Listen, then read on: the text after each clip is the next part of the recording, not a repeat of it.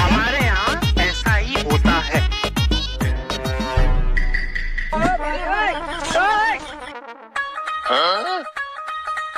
উফ বাবা রে।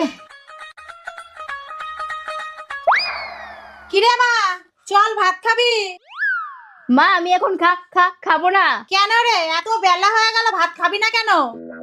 মা আমার পেটটা না ভরা ভরা লাগছে আর খুব অস্বস্তি হচ্ছে। এ তো ভালো কথা নয়। বৌমা, বৌমা। হ্যাঁ মা, বাবু যে দই আনলো, কোথায় রেখেছো? মা ফ্রিজে। যাও তো ওইখান থেকে একটু দই দিয়ে শরবত করে তোমার ননদকে দাও তো, তাহলে পেটটা ঠান্ডা হবে। ঠিক আছে মা।